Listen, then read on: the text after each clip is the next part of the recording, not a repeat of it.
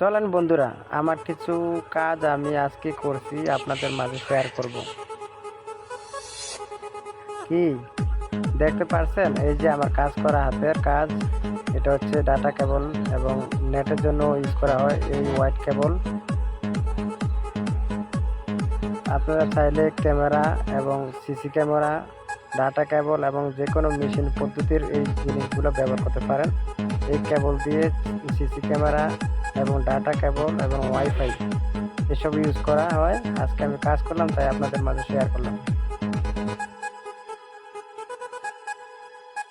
এই যে ক্লিপটা দেখতে পাচ্ছেন, এটা খুবই কেয়ার করে লাগাতে হয়, কারণ সেটা 8টা কেবল আছে এটা ভিতরে।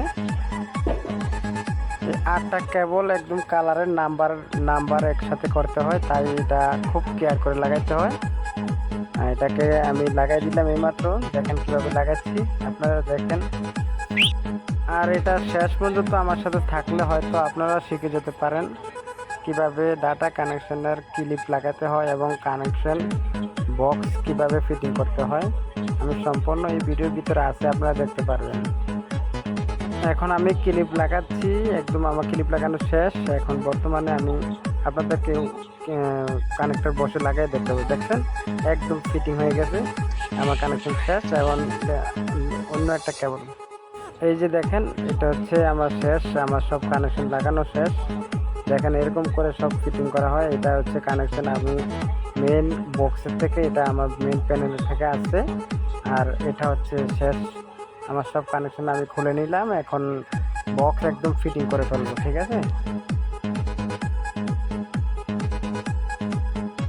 চলেন বক্স ফিটিং করি। এই যে আমার বক্স ফিটিং করা শুরু হয়ে গেল। একদম লাক্স আমি সব ভিতরে রেখে বক্স ফিটিং করে দিলাম।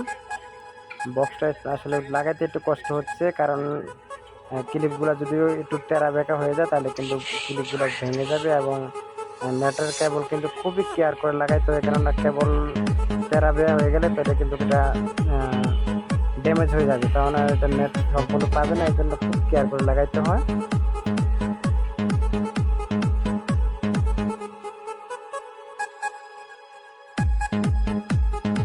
আর এই যে আমার সম্পূর্ণ বক্স লাগানো শেষ, একদম ফিটিং করে ফেললাম। এখন আমার কাজ শেষ প্রায়, শুধু 4টা নাট আছে, নাটটাকে আমি লাগাই দেবো টাইট করে, বাস। আর কোনো কিছুই না এখানে, ঠিক আছে? আর উপর দিয়ে আমি বক্সটার নাম্বার দিয়ে দেবো। আসলে এটা আমার ব্যাকগ্রাউন্ডে থাকবে, শুধু সামনে নাই। ওটা অন্য একটা ভিডিও দেবো আমি, ঠিক আছে?